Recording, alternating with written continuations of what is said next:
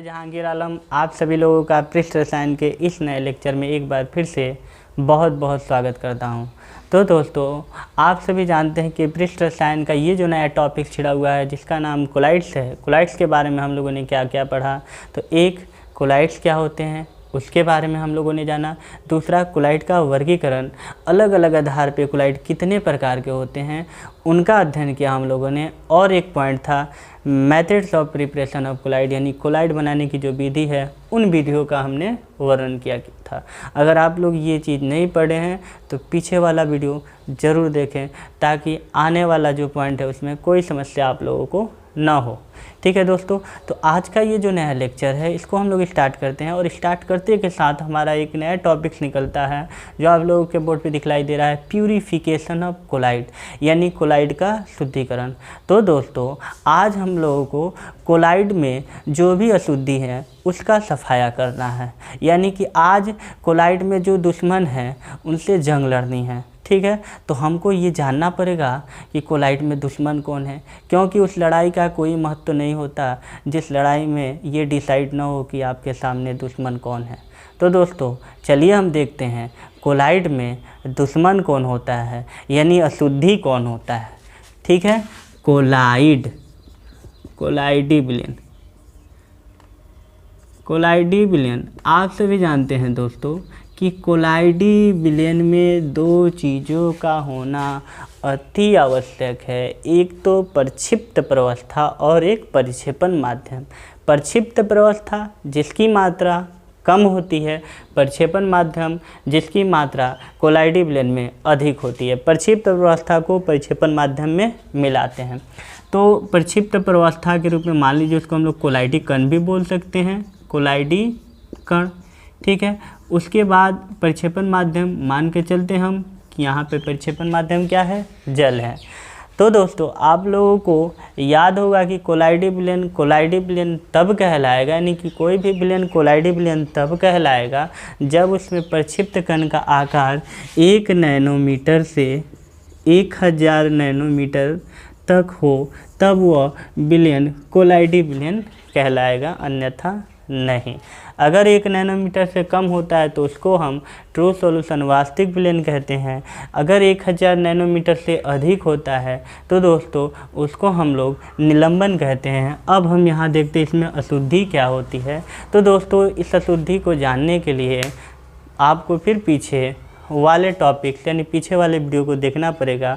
जैसा कि मैंने आप लोगों को बताया कि methods of preparation of colloid, यानी कोलाइड बनाने की जब विधियों का मैंने वर्णन किया था तो उसमें आप लोगों को याद होगा एक विधि प्रक्षेपण थी। प्रक्षेपण में दो थे, एक था ब्रेडिंग आर्क विधि और एक था ब्रेडिंग आर्क के बाद दूसरा विधि जो था वो कौन था बच्चों, पैप्टिकरण। तो याद कीजिए पैप्टिकरण में हम क्या मिला रहे थे, वैद्युत अपघट्य मिला रहे थे। क्या मिला रहे थे, वैद्युत अपघट्य। मैं बार बार दोहरा रहा हूँ कि आप लोग पीछे वाले वीडियो को ज़रूर देखें। क्या मिला रहे थे, वैद्युत अपघट्य। तो वैद्युत अपघट्य का कार्य क्या था, तो वैद्युत अपघट्य का कार्य था कि उस विलयन को कोलाइडी विलयन, मतलब कोलाइडी विलयन जो है उसको अस्थायित्व प्रदान करे, यानी कि वो हमेशा कोलाइड बना रहे। तो कोलाइड बना कब रहेगा, जब कोलाइडी कण का कार्य इतना से इतना होगा, यानी इतना के मध्य होगा तभी वह विलयन कोलाइडी विलयन कहलाएगा।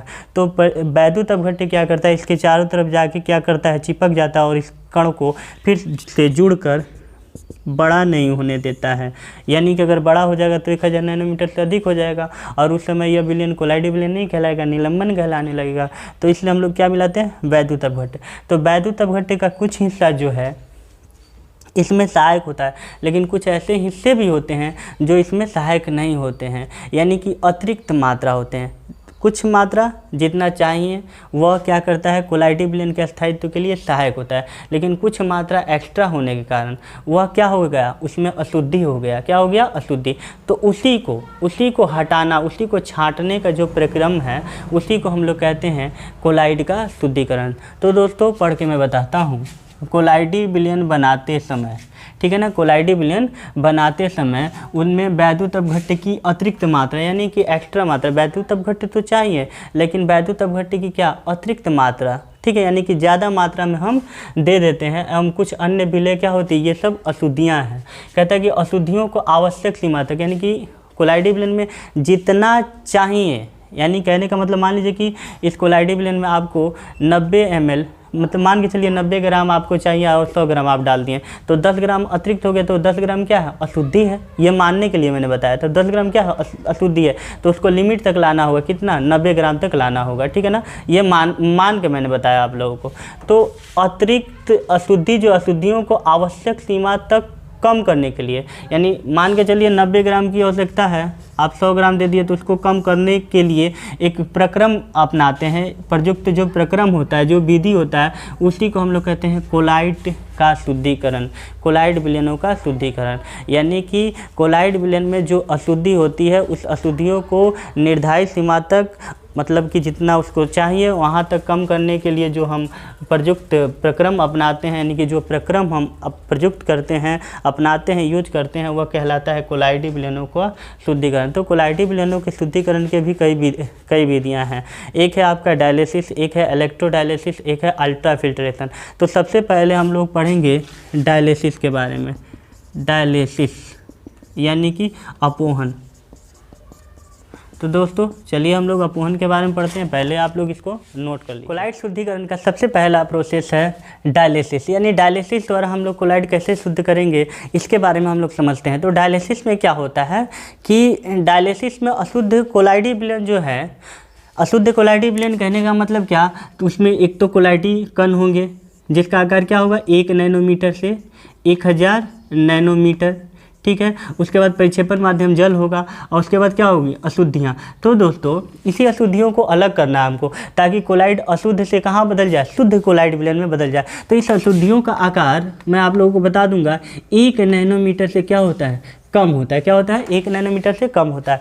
आपको ध्यान देना, अशुद्धि कोलाइडी विलयन में जो कोलाइड कण होते हैं, यानी कि विलयन कोई भी है, वो कोलाइड विलयन तभी कहलाएगा जब उसमें कोलाइड पार्टिकल का आकार क्या हो, 1 नैनोमीटर से 1000 नैनोमीटर के बीच, यानी इतना होना चाहिए, तभी वह क्या कहलाएगा, कोलाइडी विलयन कहलाएगा। तो इसमें अशुद्धि जो हो रहा है उनका आकार क्या है, 1 नैनोमीटर से कम है, तो उनको हमको दूर करना है। तो हम क्या करते हैं, कह रहे हैं कि इस विधि में, किस डायलिसिस वाले विधि में, अशुद्धि कोलाइडी विलयन को जांतो झिल्ली के एक थैले में भर लेते हैं। यानी कि कैसा थैला लेते हैं दोस्तों, देखिए मैं फिगर ड्रॉ कर रहा हूँ, फिगर के माध्यम से मैं आप लोगों को बताऊंगा।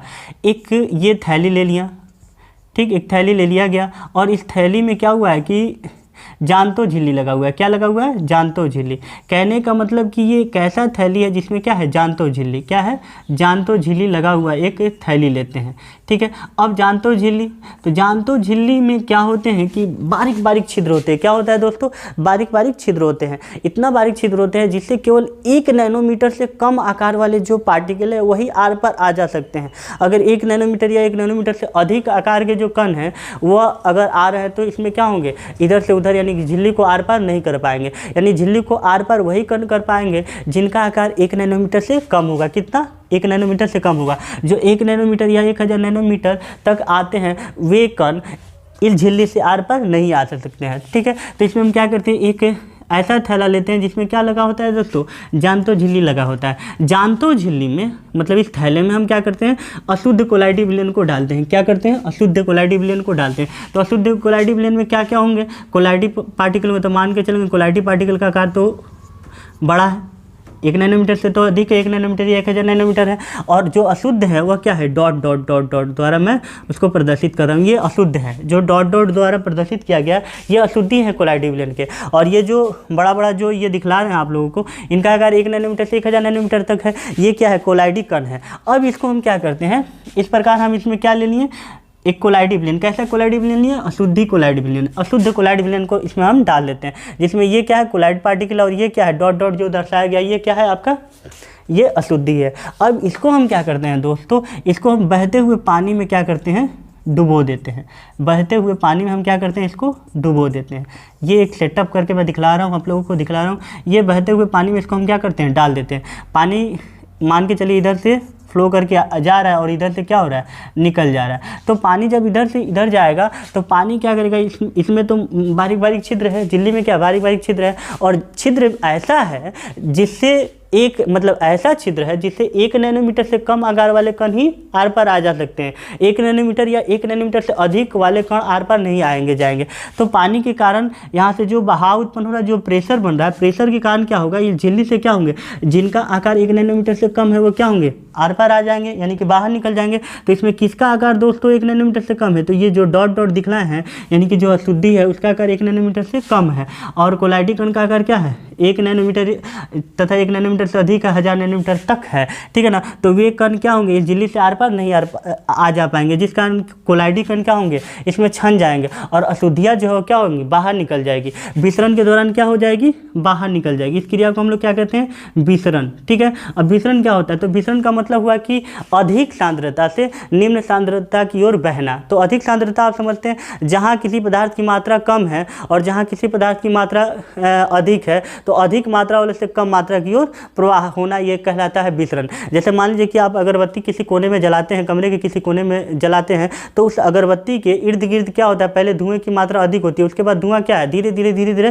फैलता जाता है और फैलते फैलते कहाँ होता है, पूरे कमरे के हर कोने में क्या होता है, फैल जाता है, हर कोने में हर हिस्से में चला जाता है। यानी कहने का मतलब पहले जहाँ अगरबत्ती जल रही थी वहाँ धुएं की मात्रा अधिक थी, वहाँ सांद्रता अधिक थी, और धीरे धीरे कोने में चला गया, रूम के हर कोने में चला गया। इसका मतलब जहाँ उसकी सांद्रता कम थी वहाँ वह फैल जाता है। तो क्या हो रहा है, अधिक सांद्रता से निम्न सांद्रता की ओर जाती है, तो इसी को कहते हैं विसरण। तो विसरण के कारण ये दोनों पार्टिकल, कोलाइडी कण और अशुद्धि, मतलब पानी का बहाव हो रहा है, तो इस कारण विसरण के कारण क्या होंगे, मान लीजिए कि अगल बगल ये जो पानी है, पानी में तो ये सब कण नहीं है, पानी में कहने का मतलब यहाँ पे किसकी सांद्रता, कहाँ पे सांद्रता अधिक है, तो यहाँ इस थैले में सांद्रता अधिक है, क्योंकि इस थैले में ही कोलाइडी कण और अशुद्धियाँ दोनों हैं, इसके बाहर तो नहीं है। तो क्या होगा, अधिक सांद्रता से निम्न सांद्रता की ओर निकलना चाहेगा। जैसा कि मैं आप लोगों को बताया कि अगरबत्ती का धुआं पहले अधिक सांद्रता से निम्न सांद्रता की ओर जाती है, यानी कि जहाँ धुआं अधिक है वहाँ से फिर जहाँ धुआं नहीं है वहाँ जाती है। तो यहाँ कोलाइड पार्टिकल और क्या अशुद्धियाँ हैं,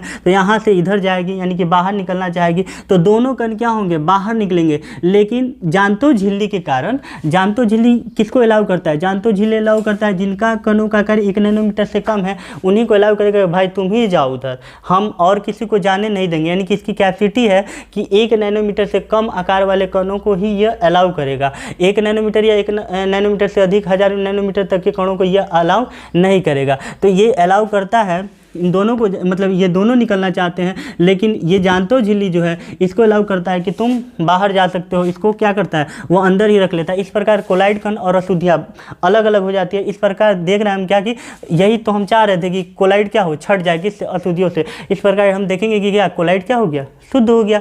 यानी कि इस विधि में, किस अपोहन वाली विधि में, इस विधि में क्या करते हैं, अशुद्ध कोलाइडी विलयन को जानतो झिल्ली वाले एक थैले में क्या करते हैं दोस्तों, भर लेते हैं तथा इसे बहते हुए जल में लटका देते हैं। यानी कि जहाँ पानी का फ्लो हो रहा है तेजी में, वहाँ हम क्या कर रहे हैं, लटका दे रहे हैं। अशुद्धियाँ क्या हो रही है, विसरित होकर, ठीक है ना, यानी कि अधिक सांद्रता से कम सांद्रता की ओर जाने का जो प्रोसेस है इसी को हम विसरण कहते हैं। अशुद्धियाँ विसरित होकर बह के क्या होती है, जल से बाहर निकल जाती है। इस प्रकार क्या होता है, कोलाइड शुद्ध हो जाता है। यही जो क्रिया है ये क्या कहलाती है, अपोहन कहलाती है। तो दोस्तों ये आप लोगों को समझ में आया, मैं आशा करता हूँ कि ये आप लोगों को समझ में आया होगा, क्योंकि मैं अपना जो पूरा 100% देता हूँ, ठीक है। आप लोग भी ध्यान से इसको समझें, ठीक है, और इसको आप लोग नोट कर लें। इसका जो दूसरा विधि है विद्युतीय अपोहन, उसको हम लोग पढ़ते हैं, इसको आप लोग नोट कर लीजिए, ठीक है। लाइट शुद्धिकरण का ये दूसरा विधि है विद्युत अपोहन।